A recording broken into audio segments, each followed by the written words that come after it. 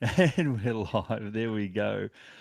All right. G'day, guys. Are you watching the live recording right now to the Geocaching Down Under podcast? If you're watching this live, a big warm welcome to you and also to all those watching us in the replay as well.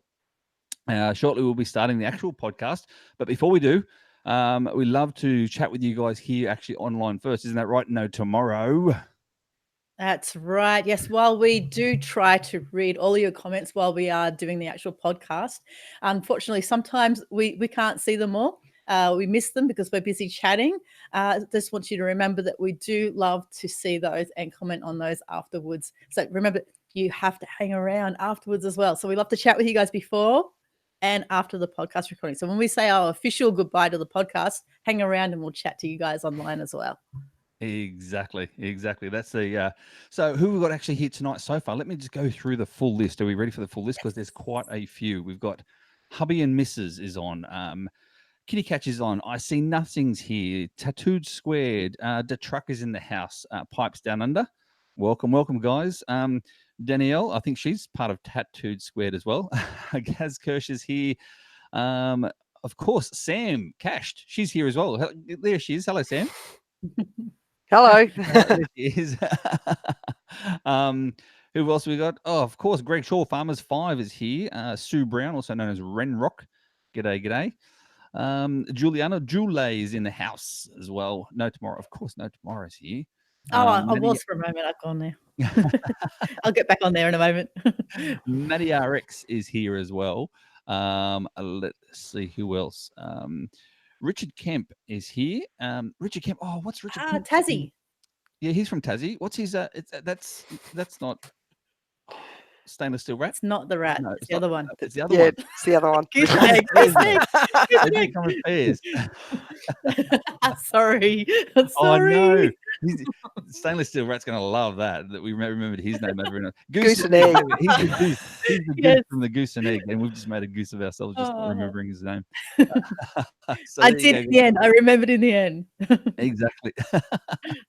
All right, Danielle says, she's part of the group, the ACT group, Tank Engine. I was going to say, I was wondering if that was once. Yeah, the DTY 73 and Aquilus 1. DTY 73, that's the, what do you call it? I'm going to mind blank. It's going to be a good night tonight. Are you talking about Baby Groot? Yes. Oh my God, how can I not forget that? Baby Groot is probably one of my favorite geocaches ever. Exactly. I'm sorry, but he's just so cute. I got a crush on him. and I am Groot. That's right. I saw some photos of him playing in snow this week. It was cute.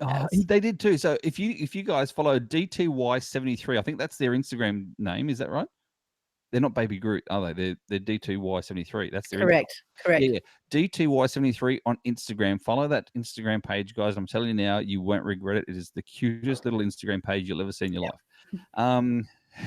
Look at that. Everyone loves Groot. Andy Barker. There he is. The Andy Barker. That's the stainless steel rat. He's online as well. Matthew Moulet, I think it is. I'm not sure. Oh, geez. I should not do that. You should be in charge. Yeah, look, if you guys are in the chat room and like we don't actually know everybody's geocaching name according to the names that show up on a thing, feel free to introduce yourselves. Hey, g'day, everybody. I'm such and such. Yeah. Exactly. Yeah. Or have your caching name as your Instagram handle, like Purple Cache Eater. You know, that's Purple Cache Eater is there as well. X marks the spot is online. X marks the spot. That's also, is it Tash from Queensland? Could be.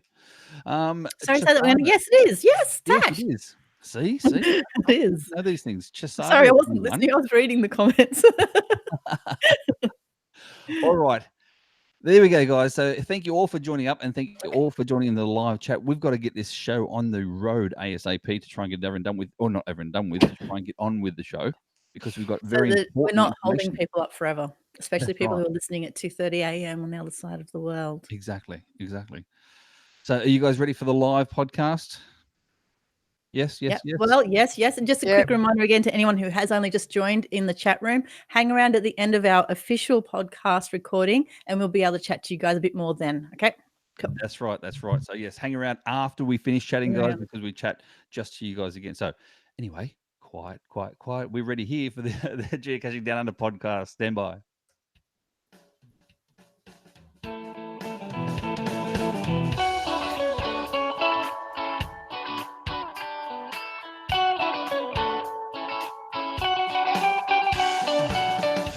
And g'day, guys. Seemyshell is here, and welcome to episode number 10 of the Geocaching Downunder podcast, recorded live on this, the 6th of June, 2019, and a big warm welcome and g'day to our very own NoTomorrow. How you doing? G'day, Seemyshell. Yeah, is it actually really a warm welcome? Because, it is actually winter in Oz right now, isn't it? It is, yes, it is winter.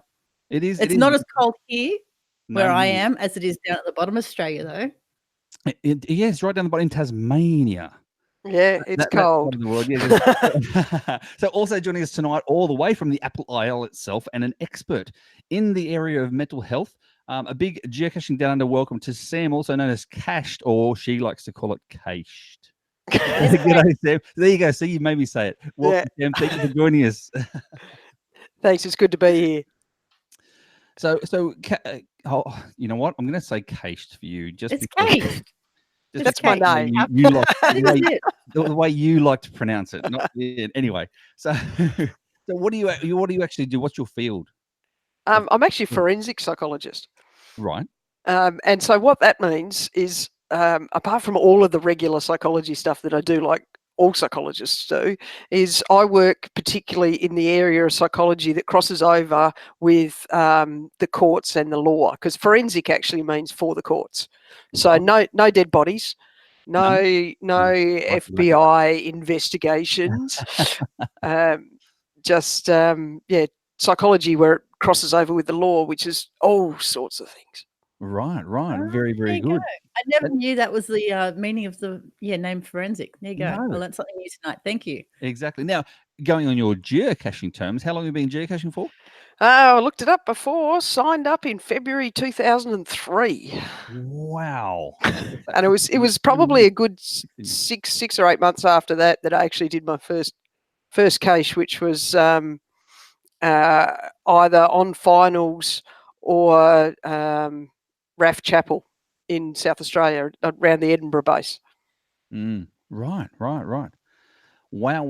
So, all right, guys, we'll get a start on this episode. In this episode, we'll be chatting more, of course, to Cached. I've got to, I have to really, I have to think about saying that. You know that, don't you? And look at this, Linda's actually laughing. But first up, we've got some geo news from HQ. And then obviously discussing the benefits of geocaching throughout the winter months itself. So stay tuned, guys, and we will be back in 2 seconds. First off, with the actual news.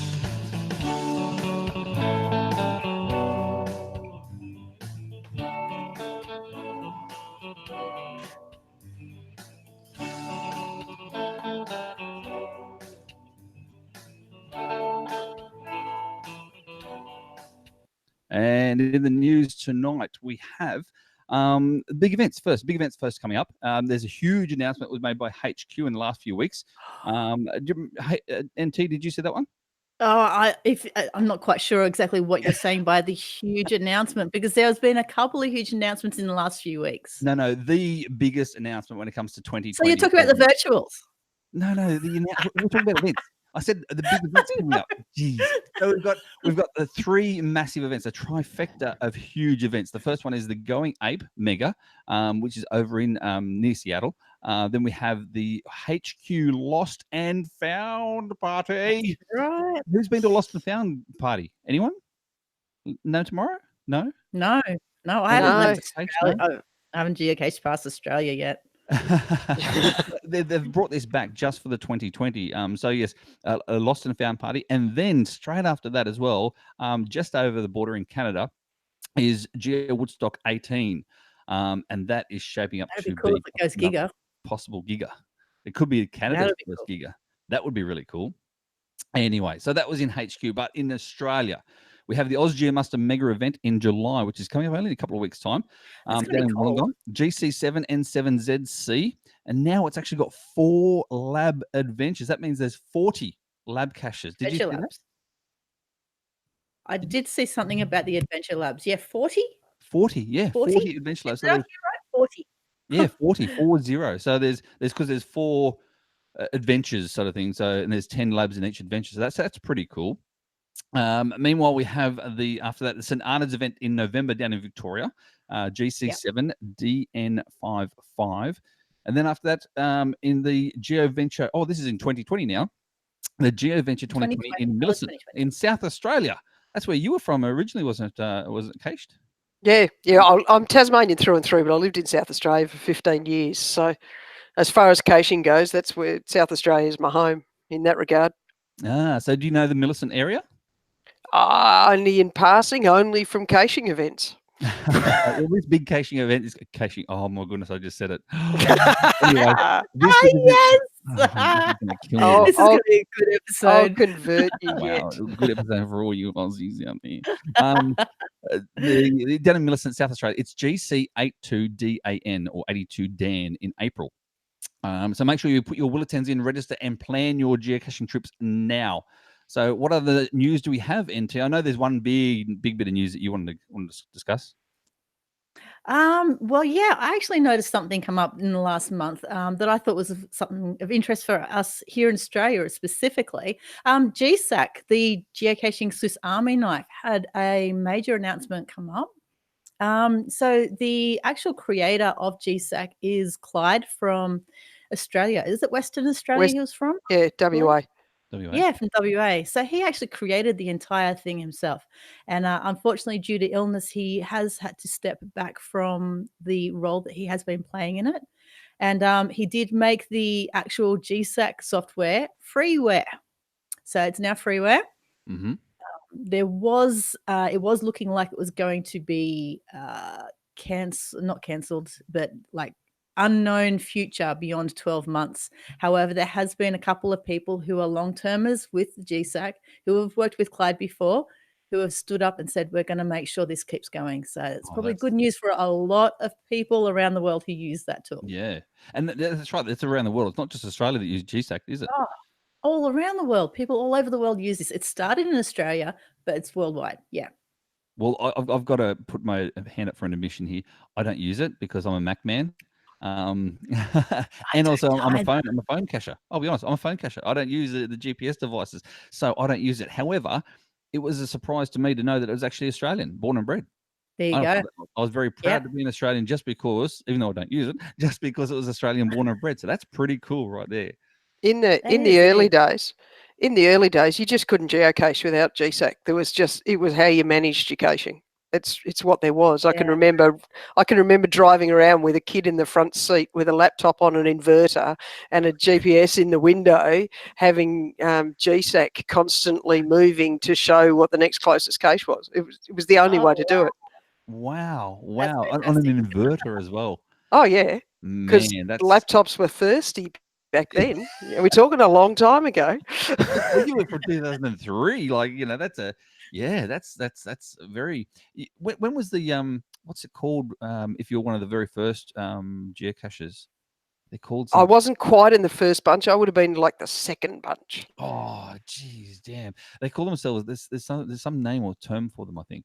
Anyway, I can't. Oh yeah, I know what you mean, but I can't put my finger on it. They're not not creators. They're not there. Anyway, like lifetime members or something. Anyway. Yeah. Definitely not noobs. The opposite to noobs. Yeah, the opposite to. Oh, I'm not a noob anymore. I've been doing it for a couple of years, or like 5 years now. Charter members. So they've just said on the chat room, charter members. That's the word I was looking for. Charter. Oh, okay. Charter See, that's the reason why I look at the chat room all the time. Awesome. Anyway. Yes. So that's pretty cool. Just want to say, pass on my well wishes for Clyde, that his health does improve and that things go well for him and his family. Yes, definitely. Well wishes from all the geocaching community throughout the entire world, but especially Australia and all the Geocaching Down Under podcast viewers as well. So, yes, get well, mate. We're all rooting for you, so to speak. So, yes, very good. Now, what about the other latest news from HQ with the Virtuals 2.0? Now, I'm really glad you asked me because I've been wanting to share this. Okay, you got a drum roll? Give me a drum roll. Already. No, I did not get one. No. And here I did not win anything. Oh, wow, really? No. Well, if it makes it any better, I didn't get one either. Yeah, but you already got one. That's not. So I didn't qualify. What about you, Case? Did you get one at all? How many? Well, no. Yes. No. No. Well, how many virtuals did Tasmania get roughly? I only know of one.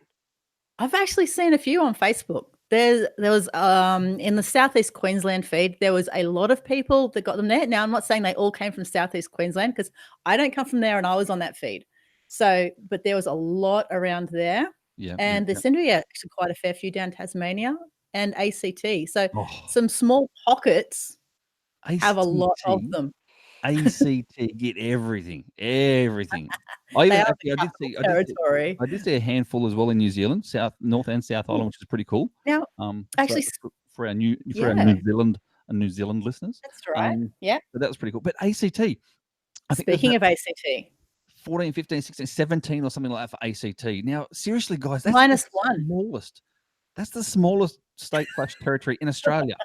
What the hell? Yeah, but -1, because one's already been published. Did you know that? Yeah, that's One the one of at the airport. new virtuals is already out. The first one in Australia. I don't know if it's Yes. first in the world, but there it is. Yeah, tank engine one, Already isn't it? In the airport. Is that the one? The airport? It was in the airport. Yes, Yeah, see, correct. I was just there recently for the Yep. Clearwaters. I've seen two pictures of it already on one on Facebook and one on Messenger. No, of course. Anyway, hey, no, tomorrow. Did you know though that I've got a Earth cache now in Parliament House? I did. I wonder how that came about. I have no idea. So I if you're mean, in the ACT doing these virtuals and doing the lab adventures, don't forget the Earth cache inside Parliament House. yeah, I got to be honest. I think I was probably the one that noticed the fossils in the first place there. Thank you. Oh no, I pointed it out to you. I saw the security guard point him out to someone else. I go, what Okay, yes, all right, maybe you did. All right. Also, in the latest news as well. Moving on, because we're here forever. Yes. Was the new actual news clip from HQ where they're looking at more digital souvenirs soon. So it's like another game, and it's called Mystery at the Museum, and it's something about a jewelry heist. Yes. So we don't really know much more other than that at the time being. So guys, keep a lookout on our social medias. So as soon as the Geocaching Downunder podcast know about this sort of stuff, we'll post it on our social medias as well and share it. So make sure you follow us on all the socials. So yes. Yeah. So there we go. All right. With you though about this mystery museum. If someone was stealing my jewels, I wouldn't be waiting a couple of weeks before recruiting a bunch of detectives to find the thief. Especially if they're your family jewels. Especially if they're family jewels. Anyway, all right, let's get on with this interview with a cached herself. Cached. I did it. Cached. Oh, I didn't say it right. I did that on purpose. No, I didn't. All right, one more music, guys, and then we'll get on to the interview with Cached.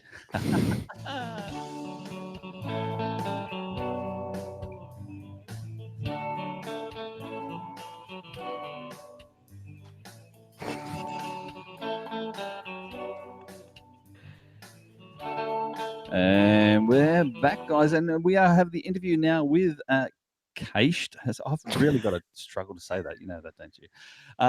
Welcome again. Thank you. I'm going to call you Sam. Thank you so much for joining us.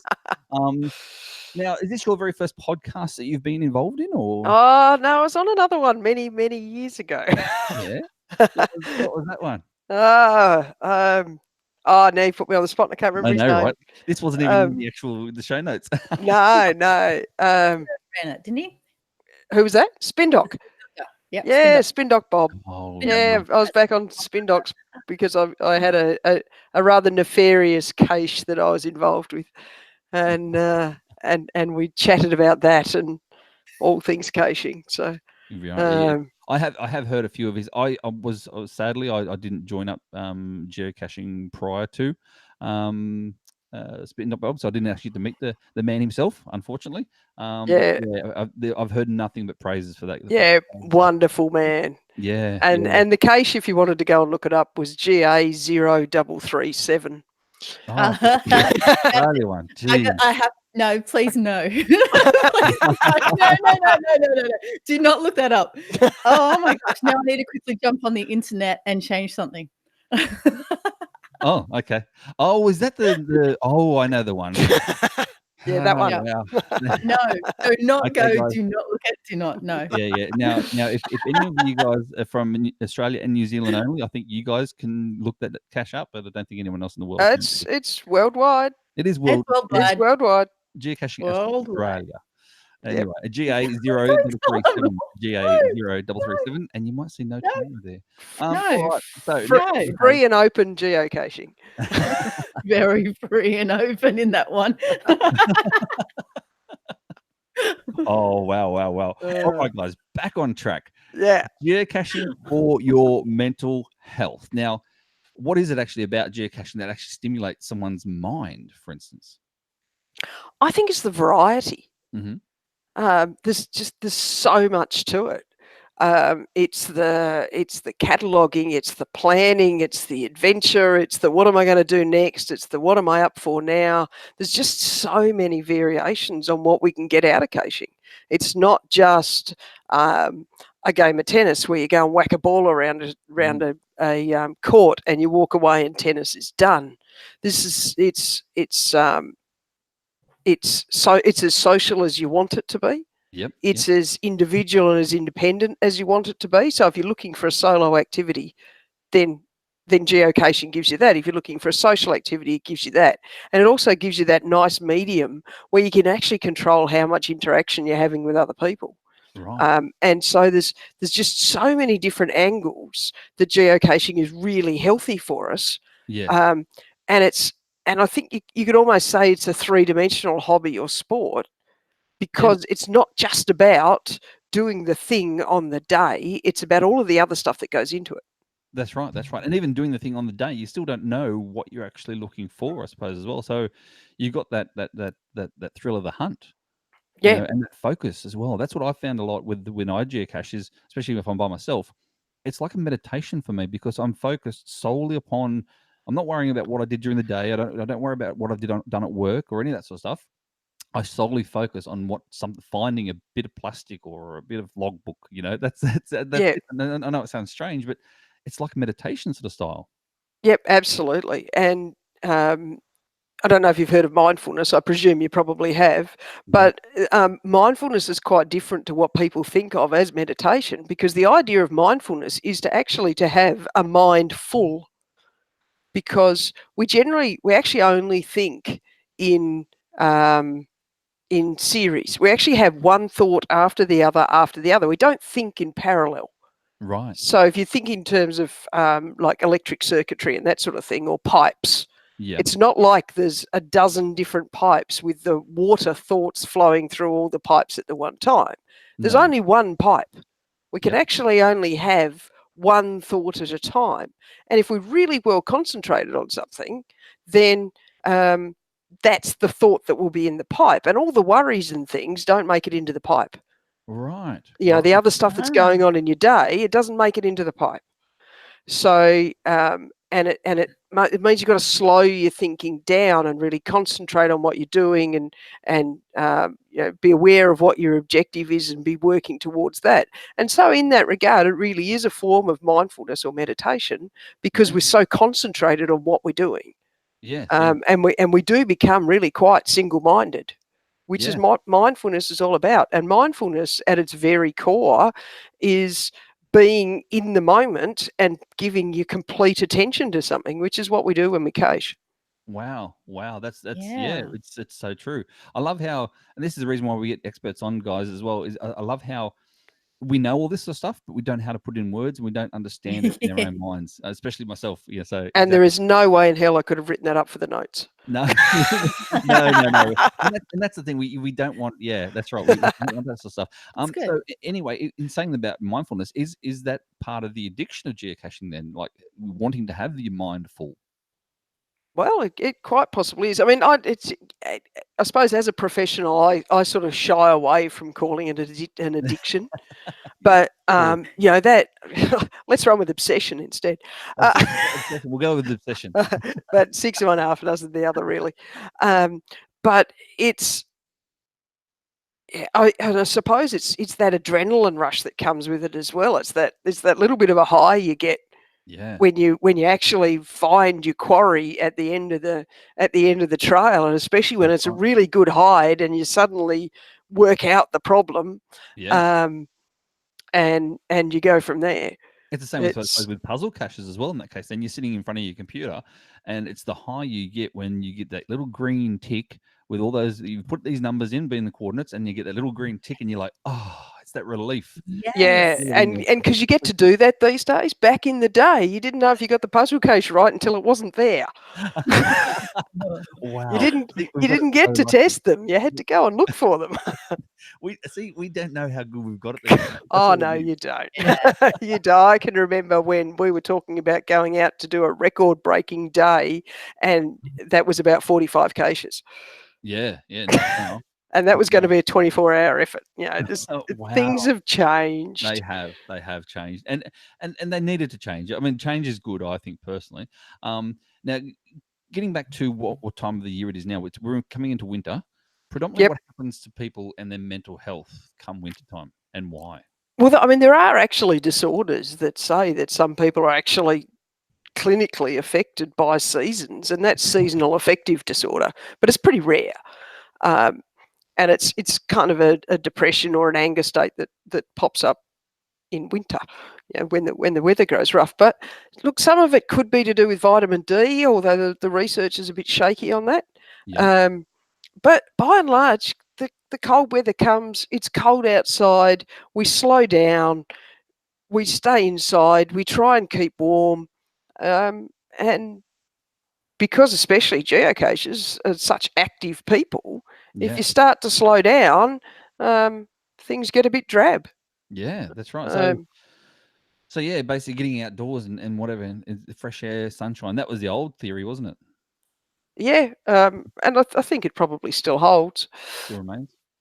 Yeah, Yep. I mean, it's kind of that old "you use it or lose it" sort of thing. And you know, if you slow down from activity, everything slows down. Right. Linda, what have you got for us? I was actually just wondering, is that why, like, a lot of the when you hear of different ways to combat depression, it's all activity type based stuff? Is it just to get things moving again? Well, it also gets your brain chemicals moving is a big part of it as well. So, and look, we know that a healthy lifestyle is part of healthy mental health. Okay, yeah. And I mean, it can be hard if you're seriously depressed to actually get off the couch. But if you can, you know, even a little short walk out to the letterbox at the end of the street and back again can make a difference over doing absolutely nothing. But Wow. it's hard. It can be really hard, and it's really easy to sit on my side of the chair and say you need to get out and be active, when sometimes there doesn't seem to be a whole lot of point to it. Whereas if you can put something like geocaching at the end of the walk, Yep. it can make a hell of a difference. I can remember walking halfway up a rather large hill in Tassie called Mount Direction, and I was walking it up with my dad, and Dad would have been about a bit over 60 at the time. My dad's Rob Tas. Right. And at G'day, one stage, Rob Tas. Say g'day, Robert he'd Tas. hidden probably 3/4 of the caches in Tassie. He used to like to hide them. And we were walking up this hill, and I said to Dad, you know, bet you never thought we'd be walking up this hill together. And he said, you wouldn't be if it wasn't for caching. Yeah. Like, it got me active for a whole lot of years where I'd never been particularly active at all. But, you know, throw an obsession at me and off I'll go. Yeah, exactly. And really, that comes down to a lot of things. I mean, personally, I love fishing, and it's just another hobby of mine. And I love kayak fishing. Now, I look at people on kayaks who don't have a fishing rod hanging off the back, and I go, "What's the point?" So it's the same thing as this for me. I see people walking or hiking, and they don't have a GPS or a phone in their hand. I go, "What's the point?" Well, see, in Adelaide, they might be caching. There's a lot of Really? kayak. There's a lot of kayak caches around Adelaide. Well, that's a different story. If they've got a But GPS you wouldn't. as well, You wouldn't. Oh, okay. Yeah, of course. But that's what I mean. There's geocaching gives you a point and a purpose to get out as well. Yeah. It's just another push to get out that door. And I think there's also one thing that I think is quite intrinsically involved in people's mental health is having goals. It's having something that you're striving for, something that you're working towards. And whether that goal is I'm going to go out and find a cache tomorrow, or I want to get to my 1,000, or I'm trying to do my 365-day map and I'm trying to make sure I've got all the days fitted in. That's right. Then they're all goals. Yeah. Or it's I want to solve this particular puzzle case. It's another goal. It's a reason to do something, and it's a real way of striving towards things. And when we strive, then we've got a reason to get up in the morning. We've got a reason to get out the door and to get going. Exactly. And when we don't have, I find with the people I see in my practice, when we don't have goals, we flounder. Right. And when we can find a goal, no matter what that goal is, we can start to move forwards again. Yeah, right. And that's another good thing as well about the challenge caches out there, because they can create goals for you. If you're new to geocaching and you think to yourself, well, what goal is this? What's this 365 and all that sort of stuff? There's actually challenge caches out there as well to help you, get some new goals. I mean, like, there's a radius one as well. You got to get all the caches within a 10 or 20 kilometer radius of you. That's a pretty cool goal as well. Yeah. Which I'm working on at the moment. Anyway. But yeah, so that's another good point as well. What else have we got now tomorrow? No, I was just actually thinking, because like when it comes to mental health, there are a lot of different realms where people do struggle. It's not just like depression, but forgive me for the wrong terminology and stuff, but like disorders and things like Asperger's, autism, that kind of thing. Like I've actually seen a lot of people geocaching. They find this like a spot that they actually feel like they belong. Yeah, is there something about geocaching that attracts them? Oh, well, for anybody on the autism spectrum, geocaching is the nerd's paradise. Like, it's got everything. It's got databases, it's got lists, it's got technology, it's got apps, it's got maps, it's got the get out and do the adventure bit as well. But Yeah. autism and technology tend to have a fairly natural link. So geocaching is a perfect extension of that. And I think one of the really nice things that helps with geocaching is that you can begin it as a very, very solitary thing, and you can kind of get to know people, not by their name, but by their, what do we actually call it? It's not a handle, but Geocaching name? yeah, by your cache name. Yep. You get to know people by their cache name, and you kind of get an idea of their personality and things. So when you actually run into them, it's like you already know that person. Yes. And so for Yes. people that have got mental health disorders, autism, a whole range of them, meeting people can be really uncomfortable and really difficult. Social situations don't come easily. And so when you Yeah. kind of feel like you already know that person, then when you meet them in the flesh, sorry, I got distracted myself there for a second. When you meet them in the flesh, it's a whole lot easier because you already feel like you knew them. Yeah, they're very familiar to you. Yep. Yeah. And I suppose in a way that's why internet dating tends to work. People get to know each other without all the the hassles of actually having to be in a social situation with someone. And without the face to face. without the face to face, and they can add the face to face in later, and it's not so hard because I actually already know that person. Yes. And so Yeah. geocaching does that, but in a not dating sort of way. True. Actually, you probably should do a show on geocaching and dating one day, because I think I could Oh, no. count dozens of people that have met Yeah. and married through geocaching. Let's not go there. There you go. It would be interesting. There's lots, and they're generally really successful because you've got people meeting that have got similar interests. Yeah. Yes. That's very true. It is very, very true. Yeah. It would be, just not for me at the moment. Anyway. No, me neither. My husband's walking around here somewhere. Your hubby, is he a geocacher as well? Or He's always been a hanger-oner. Friendly. And he's usually the one that actually finds it when I can't. You know what? So many couples say that as well. Yeah. The non-geocacher always finds it. Yeah. It's just amazing. I don't know what it's about, but yeah. So that brings another point then, is geocaching in a group, like as in terms of, as a couple and that sort of thing.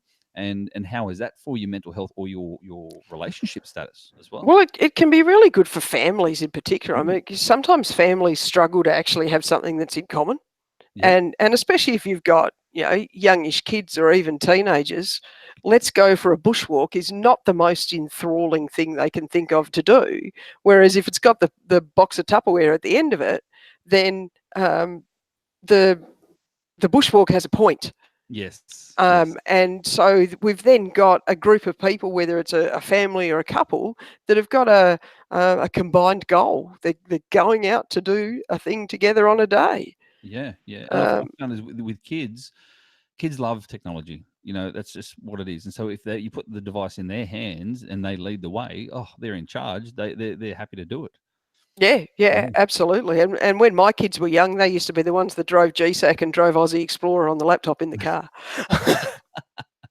Wow. I'm still trying to get my head around that idea. That I can't fathom that. Like, Yeah, oh, I mean, it's always going to be hard, and somebody's just raised the point in chat that it can actually be hard when you have actually got the mismatch though. When you've got somebody in the family that is completely into caching and somebody that's actually quite anti. yes. And I suppose that comes up with a lot of hobbies. Yeah. And that's gonna test your relationship there as well, and that's gonna be about finding a balance. Exactly. And communication and working together so that everybody actually gets what they need.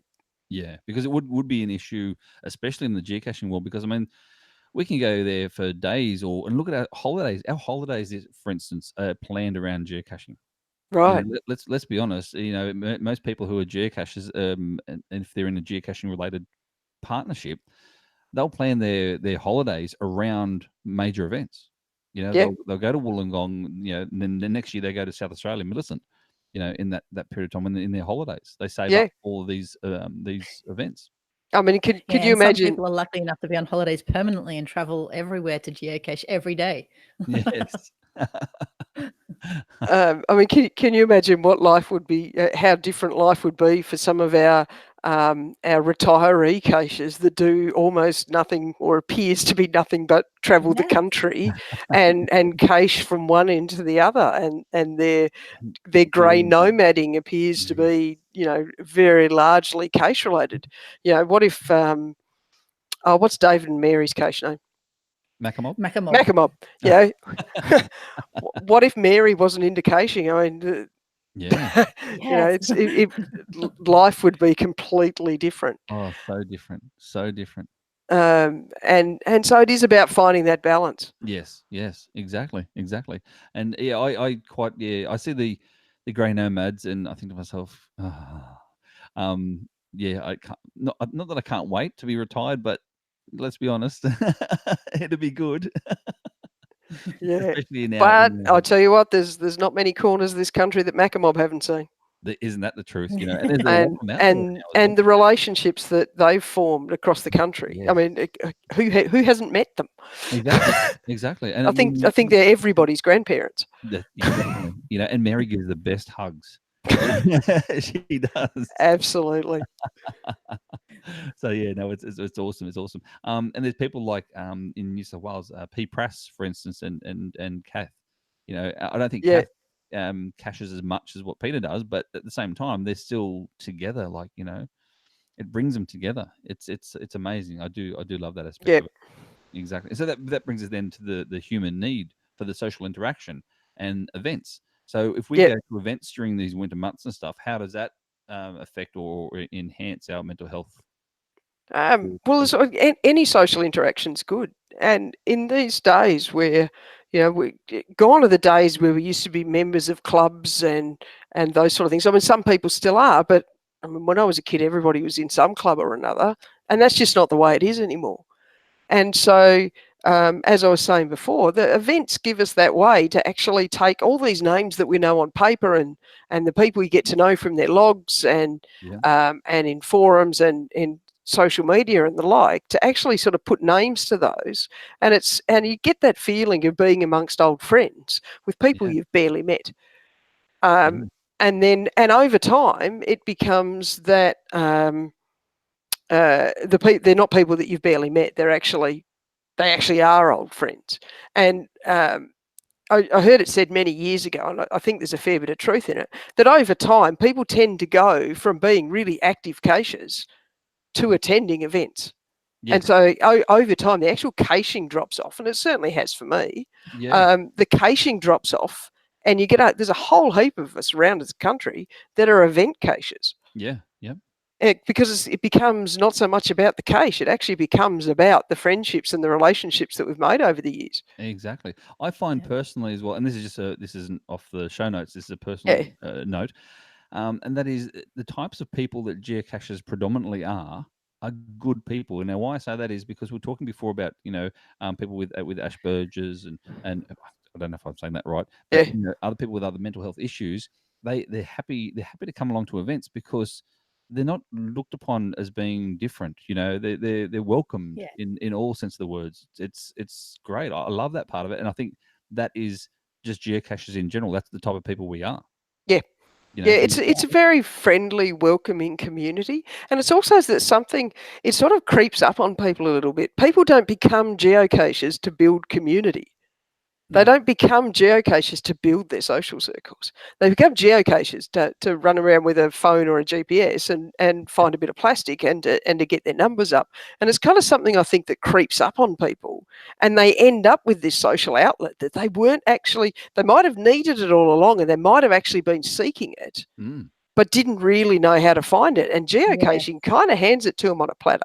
oh Yeah. So geocaching events are really good things to be able Yeah. to keep an eye out Yeah. for. Absolutely, and Yeah. and again, it can be those goals too, because you often hear of people, waiting, you're holding off on getting that cache so that that event that's coming up in a month, that can be my 500th, or going really hard to get those caches under my belt so that I can celebrate that milestone with my friends at that event. That's right. And it becomes really popular. Exactly. Yeah. And I just want to make a point there that, like, when we do our news here on the podcast, we discuss large events that are happening in around Australia and beyond. But there are a lot of other smaller events that happen all over Australia and New Zealand, beyond. It's worthwhile looking at, your geocaching maps. You can even filter it so you can only just see where the events are. Find one that's on nearby and have a go, and go out and have a look and meet some people. You never know. Yeah, it could be the start of a whole new And thing. in a way, it gives you an extended family as well. Like if you turn up at a geocaching event, it doesn't matter where in the world you turn up at a geocaching event, you are always going to be welcome. And you're always going to feel like you know those people because you've got shared experience. And there's shared experience of completely different caches. I was in the US last year, and we were in Washington around Australia Day. And my husband and I went to a geocaching event we went to one of the Australia Day events in Virginia, just over the river, There you go. at an Australian themed restaurant, which was just terrible because apparently they think you can make lime flavored lamingtons, but it was all wrong in all sorts of ways. But it was a fantastic day, and it was just like catching up with a whole bunch of old friends because we all had something in common, and they got to laugh at my accent. I was going to say, and if you turned up, you'd be like the life of the party. Oh, absolutely! Like to have an Australian turn up at your Australia Day event was hilarious. These are our special guests. And no, it was, and it's just that's the sort of thing that geocaching gives people, but they don't come in looking for that. I mean, if you go and join Lions or JCs or Rotary or anything else, you almost join those. It's like if I go along to this thing, I'm going to meet people and I'm going to have a social activity. You don't come into geocaching for that, but you end up with it. And I think for that reason, it's bigger and stronger. And Scouts is much the same. You go into Scouts for one reason and you end up in a worldwide family. Yes. You go into geocaching for one reason and you end up in a worldwide family. And just the mental health benefits of connections are huge, no matter whether you have a mental health problem or you don't, and whether it's a fairly top end one or it isn't. It's Yeah. See, I've been told that too on several occasions, and that is, the stories go beyond going to a geocaching event, and that is they start geocaching, they geocache for 6 months, 12 months, whatever it is. They find out about these events. There's been some people that would turn up in the car park, see the people, and then retract themselves because they don't want to be involved because that's the type of personality they are. And then after they've been to the next event comes up and they'll get out of the car and go and say hi, but they'll only stay for 10, 15 minutes, but they're slowly building that social network. And all of a sudden, next minute, who knows, they might be hosting their own podcast, for instance, So, it's a way to, it really helps your mental health to get out of the car, meet people, talk to people, interact. It's great. I love it. Yeah. I love it. So what else have we got, NT? That was all I had. That's all you had? Any other questions? Let's see if we quickly go to the chat room. We'll just say one thing, and that is Detruck. He's from America, and he does apologize as an American for butchering our culture. So thank you for that. Very good. I like it. I like it. But no, what else can we say apart from the fact is it's winter? Don't stay inside your house, guys. Get outside. If you can't get outside for any reason, it's pouring rain and windy and all that stuff, do a puzzle cache. Sit down and just nuddle out a puzzle cache. Do something with your mind as well. Get into a Facebook group, for instance, and say, look, guys, I'm working on this, the new geo art for the upcoming mega or whatever. Let's work on these puzzles together, but do something. Yeah, that's the most important thing, isn't it? Yeah. Or host an event. Yes. You don't have to do anything really particularly special to host an event. I can remember one of the first, in Adelaide back in the day, we used to have dinner events. Yeah. And I remember it was the very first dinner event we had in Adelaide. I just called this dinner event. It was a Tuesday night at this tiny little Indian restaurant in Prospect in South Australia. And I think I'd booked for about 15. And SA Parrothead had done up name tags for people that said that they would attend.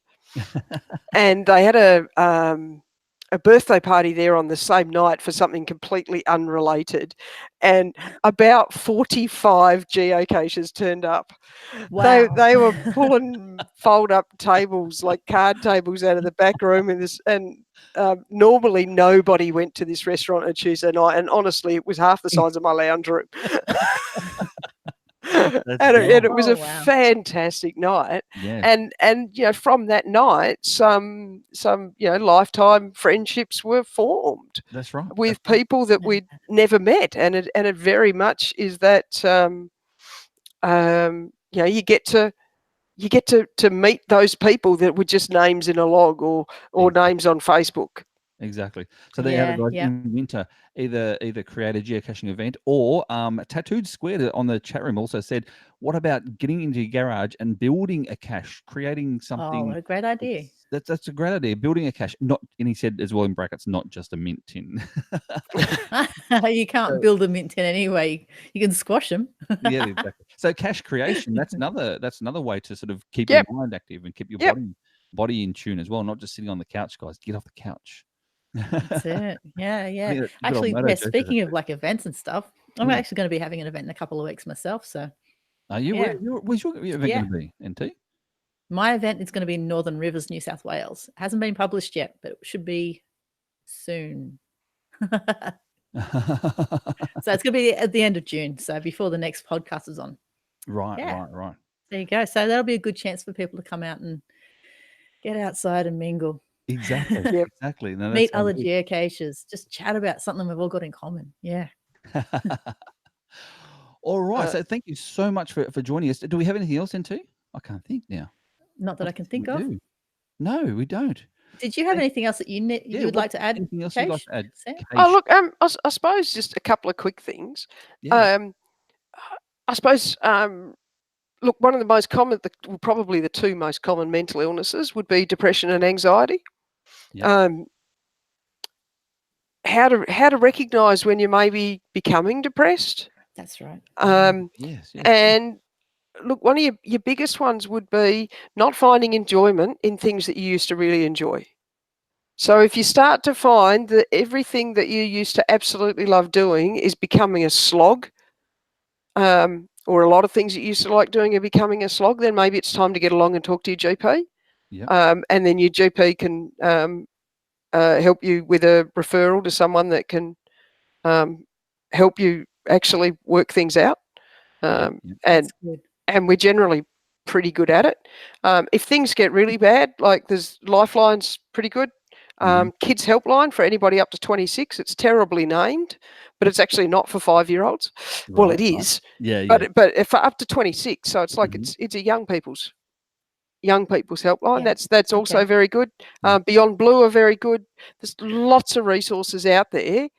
Just reach out and talk to somebody. And that's probably the awesome. biggest thing. And, you know, even your caching mates say, you know what, mate, I'm not doing so good. Yeah. I'm struggling a bit. This is getting hard. Definitely. And talk to people. And we'll have all these links, guys, on our social medias Thank as you. well. That's So good. yeah, that's a very good point. If you're not doing well, guys, reach out, talk to someone, do something, ring someone. See a Yeah, doctor. very good points indeed. There are people out there. Yes. There's plenty of people. And if you notice that people have pulled back and aren't doing what they used to do, Yep. get in touch with them. Yeah. Yeah. Say, It's a good call too. oi, Yes. where'd you go? Where are you? Exactly. And it's Hey, a how bit you doing? cliche, but Wanna like, pick up for coffee? are you okay? Yeah. But don't just Yeah. ask if you're okay. Like No. it's that's kind of pointless. You've got to follow through. You've actually got to be willing to say, Good call. get your ass over here. We're going out for coffee. Exactly. Yeah. Exactly. No, very good point. Very good point. And as geocachers, guys, we are all one of the same family. We're all one of the same. You know, it is what it is, and everyone will pretty much help anyone in this geocaching community. I don't care who you are. Reach out and talk to someone. Definitely. Good Absolutely. point. Good point. So there we have it, NT. Geocaching Yes. and your mental health in winter. What are your plans going to be over winter, do you think? Doing more geocaching. Yeah, I'm looking at going out geocaching again this weekend. Yes. Yeah.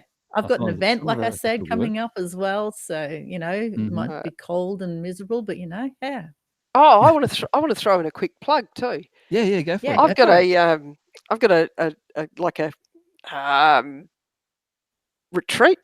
I got a bush block in the middle of Ooh. nowhere in Tassie, and it's got a cache. It's got a cache in the front yard.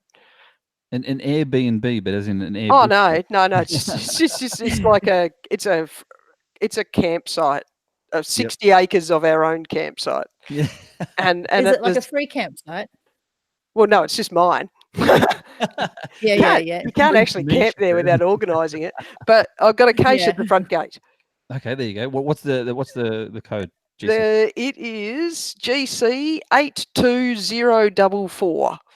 GC 82044. There you go, guys. And it's called Somewhere Else, because that's what we call our block. What are you doing this weekend? I'm going somewhere else. I'm going somewhere else. else. I like the sound of that. I like it. Yeah. All right. So it's a bit of paradise. I need to put that on the list of things to do. And we'll be there over the weekend. So if anybody wants to actually come down the track and say hello, then go for your life. There you go, guys. Oh, the invitation has been set. There you go. If you're in Tassie, what's the temperature like down in Tassie at the moment? Freezing. Yeah, absolutely freezing. My husband was out at the block the other night, and it was -2.5 when he got up. So wow, yeah, it's got cold. Yeah. Well, they even had snow in the southern parts of Queensland, for goodness sake. That's unheard of. Yeah. You know, unbelievable. Oh yeah, like around Tenterfield area, the Girraween or whatever. Yeah, on the border there. That's unbelievable. Yeah. All right, NT, what are we going to do for next month in terms of the geocaching podcast? Well, that is a really good question, because I'm not actually sure if either yourself or myself have actually spoken to the person we were hoping to interview. So well, I don't know if we can go there. I've sent them a message, so we'll say that to the topic. So keep an eye out on our social medias, guys, and you will find out very, very soon what was coming up for next month. All because my lazy butt didn't get involved in. I wasn't sure. We had a conversation a couple of weeks ago, but then last night I wasn't sure where we were at. So yeah, sorry. I know. So keep an eye on our social listeners and viewers. I'm sorry. No, that's all right. Facebook and social media, Facebook and Instagram, guys, are the best place for us. Either that or also Geocaching Downunder at gmail.com. So thanks to everyone who jumped on the live chat tonight, on the YouTube broadcast tonight. And remember, we record this live in the first week of every single month. So make sure you follow all our social media pages so you don't miss out in any of the actual GeoChat itself. If you have any questions or comments, please drop us a line at geocachingdownunder at gmail.com. And this podcast can be downloaded on any of our favorite podcast apps, including Podbean, Stitcher, TuneIn, iTunes, and of course, Spotify. So that brings us to the end of episode number 10 of the Geocaching Down Under podcast. NT, we're all done. Yes, yeah, we are all done. But I just want to remind everybody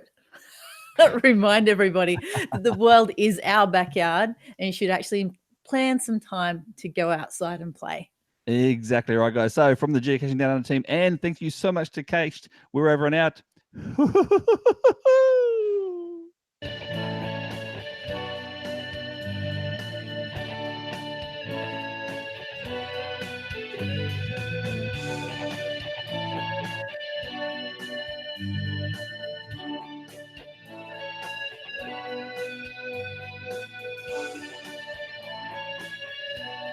The music's still going. What's going on? It's going forever. No, I want to join the chat room. You just ruined. I've got to have to edit that now. Wow, that's all right. That's all right. I'm going to have to. You can't talk when the music's on. Remember, we spoke about this. So guys, You've got to leave it on. It was going too long. Don't go anywhere in the chat room, because now this is your time to actually chat with us. And Cached is staying as well. So if you've got any questions for her, by all means, type it out and we'll get to it. Yeah. And she's been in the chat as well. So yes. There we go. All right, I've got it up and running. You got it running, Anthony? Oh man, there's lots of chat. A lot of chat tonight. A lot of geo chat, which is really good. Some people actually spoke about caching in winter is better than caching in summer, because like there's no snakes. No snakes. Yeah, that's as far back as my chat goes. Oh, is it? Mine goes. Oh. Yeah, and there's probably less muggles too. Yes, there would be people out. See, nobody else is out. So we should have thought about it. Get my chat to go back. So all right, let's see who else have we got in the chat room that I didn't say hello to before. There's heaps of people. There's heaps. Can't go back. Oh, I know, won't let me go back. You've got control of everything there, though. Yeah, I do. I like having control. Ricardo Sanchez. What's your caching name? Mate? Kiriana Hall, also known as Kingfisher AU. He's in the house. Berry Unicorns. I didn't say hello to you before. Hello, Berry Unicorns. Kungula is in the house. Oh, they're cached. I still, you know what, NT, I still haven't gotten around to actually, acquitting my DNF on their caches. On their caches. Which one? What? On Kungula. Kungula's caches. Remember, I was going south, and I stopped off because I'd met him at your event, and I recognized the name and thought, I'll grab their caches. So I went in and had a look, and seriously, I had to DNF 2 of them. They're both still there. It's just that was in January. I know. I still haven't. I know. Look, I may have. Yeah, I still haven't finished logging geocaches from the weekend. Myself, and it's almost the next weekend. So, but that's not January. That's disgusting. And I think Robbo's got a side note in there too, and I think he said he got weird and wacky once at a whiskey tasting event at a paper ass event. Oh. And wacky is another cacher, and I'm guessing that's a side note there to a very good friend of mine that also moved to Tasmania from South Australia. Right. That's pretty interesting. Pipes Down Under says yes, it's cached. Oh geez, you cached.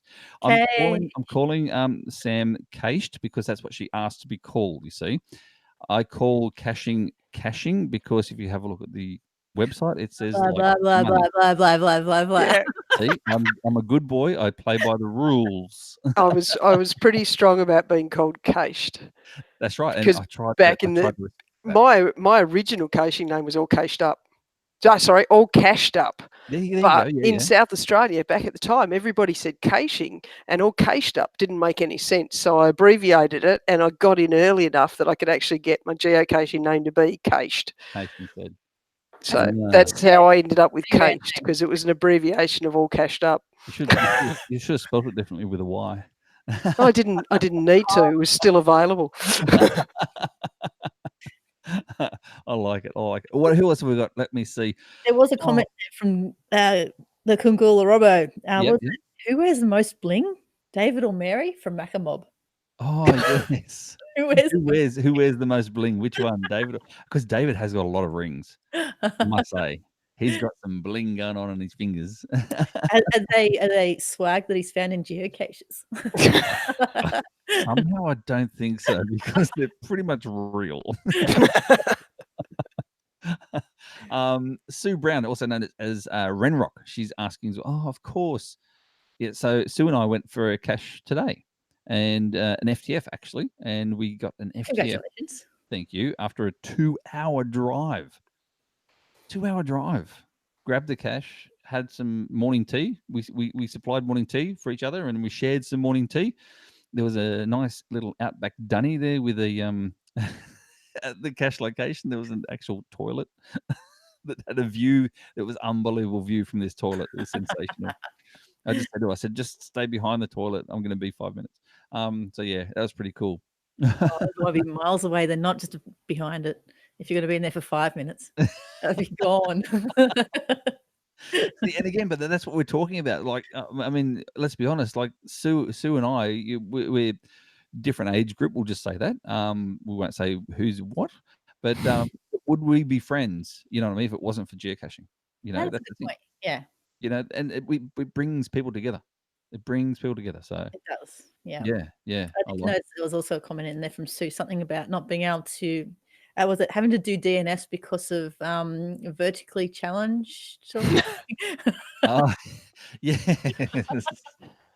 Yes, she is, and so yeah, that's what happened today. In her log today, she actually said that she brought along a human tot, being me, because I was tall. Okay, we've got a question. Yeah. Go for it. Who's? Hang on, who is it? Chisardo. Yep. Okay, he hasn't actually asked it though. Oh. He said he's got one.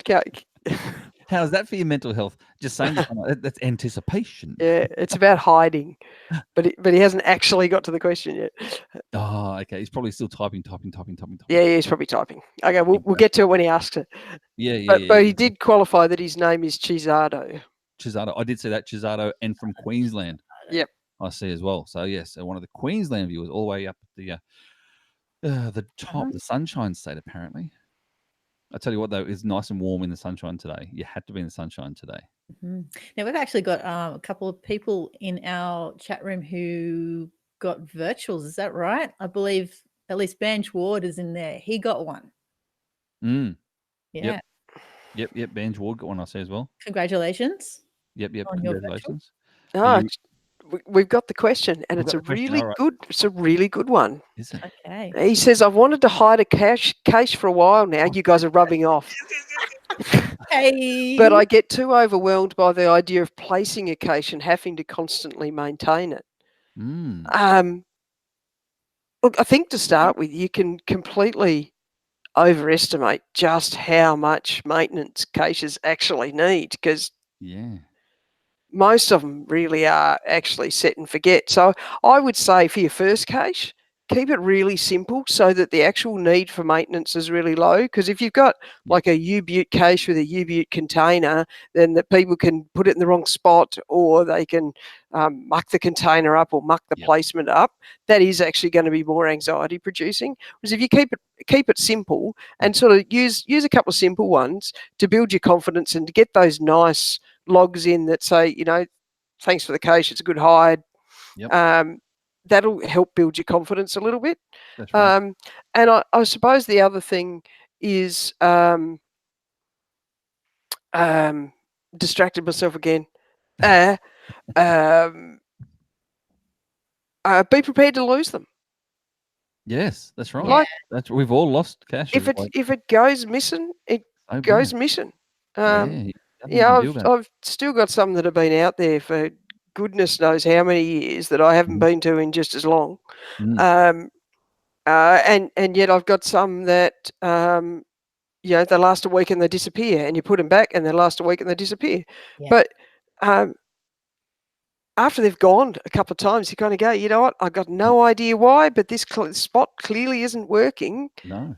And you just cut it loose, archive and move on. Yeah. And if you put a cache out, you're not happy with the logs, pull it. That's right.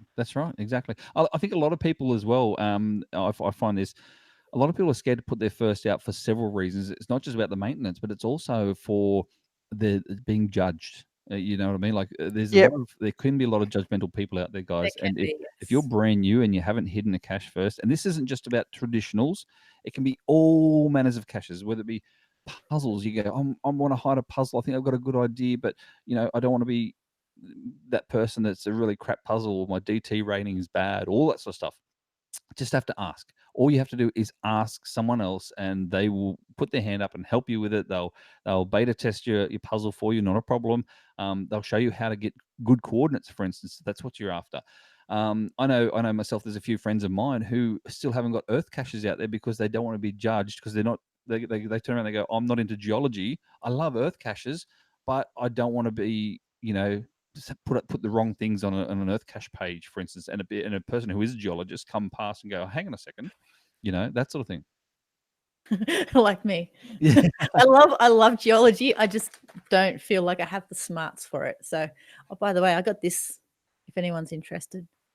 Oh, there we go. Bum. Quick, And- get your pens and- out. Oh, there's another one. I have one as well. There Gone. you go, guys. That's just for you Just guys. It's only for rewind you, and pause. the God. viewers. We didn't mention that on the podcast at all. So yes. Or what else have we got there? Julie Arnold said she's put a couple of Geocaching Australia caches out there, but people who are so much better at hiding GC caches than me, so my job is going out and finding them. So what Julie was saying is basically you don't have to hide. Okay, don't feel like you're pressured to hide a geocache. There's people out there with hundreds and even thousands of finds and no hides. You don't have to put out a hide, like, you know what I mean. It's this game is what it is. You can play it however you want to play it. I think what Julie's also saying is that if you hide your cases on Geocaching Australia, there's not as many people looking at them, so the pressure's a bit less. You Yes. can sort of slide in a little bit and get used to it. The only thing I find, and this isn't a negative. Don't take this negative. Yeah. Tomorrow. But because there's no review process on GCA, therefore you can't really learn from a reviewer. Does that make sense? So you could be placing something under Geocaching Australia and review it yourself, but really technically not be right for GC. Does that make sense? So you're saying like somebody could place a geocache somewhere that's not really a sensible place, and they haven't got someone to say, hey, you know what? It's probably not a sensible place. That's right. To place. That's right. Or it's within 161 meters, or it breaks out some other rule of sorts, that sort of thing. So they need to, I reckon personally, GC to learn the rules and learn the etiquette, if you like, one of a better word. As well. Geocaching Australia actually has a built-in check process, in that it will actually tell you, it will flag to you that you're too close to something. It will flag to you that you're in an area that maybe you shouldn't be. It won't stop you doing it, but it will warn you, and it actually asks you some quality questions as well. Yeah. So it's actually got a self-review process. Mm-hmm. So in a way, it actually it's probably got more feedback to it than you actually get from a live reviewer. Right. Um, saying that but you can choose to ignore all of the advice it gives you. Yeah. And that's kind of the basis behind it. Yeah. Where it all came from back in the day. That's right. I also noticed that Frank Fraser had a really good point in there. He said to try to hide your first geocaches close to home so it's easy to get to. So like, okay, so when you have a geocache and someone says it's broken or the logbook's full, to save you on that whole stress of maintenance, you hide it along somewhere where you would regularly walk or go to. Yeah. It's just I'll just drop in and check it. Exactly. I'll just stop by and check it. It's not so much of a stress that way for the first couple of Unless you move like me. So all mine used to be between the train station and my work where I used to walk. I could check them as I walk past, and now I've moved 800 kilometers away. You'll have to adopt them out to someone who can then. No. I'll go back. I go back regularly. I don't adopt. They're mine. They're all mine. No, that's true. That's true. Exactly. What else are they saying? Are we going through? Like stinging nettles. There's a lot about stinging nettles in there. Purple Cache Eater said something good as well. They started with hiding something simple. They started with a mint tin. Let's be honest. It's okay. It's just start. But now that they're going back and actually upgrading their containers. There you go. As well. So that's not a bad idea. I did a mint tin. You did a mint tin?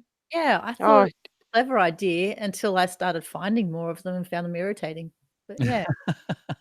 Look, a mint tin can be the right hide for a spot. That's right. Absolutely. But my theory's always been you should pretty much be hiding the biggest thing that you're location can cope with. Yes. So Yeah. if it's under a step in the middle of town, a mint tin might be the only thing you can reasonably hide there. Or in the But middle. if it's in the middle of the bush, yeah, it should be something ammo can size if you can find something that size. You know, it's caches over time actually seem to have got smaller.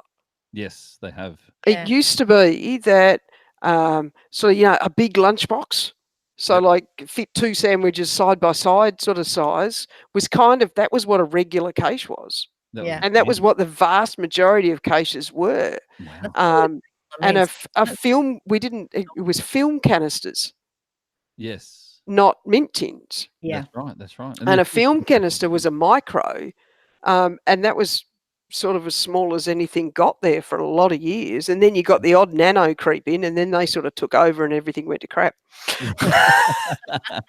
Well, they took over because I mean you can hide them in the middle of an urban area with muggles around you everywhere, and Yeah, not you just can't find the buggers. yeah, you got to let the fingers do the walking, like Yellow Pages. Let the fingers do the walking Yeah. with all the spiders and stuff as well.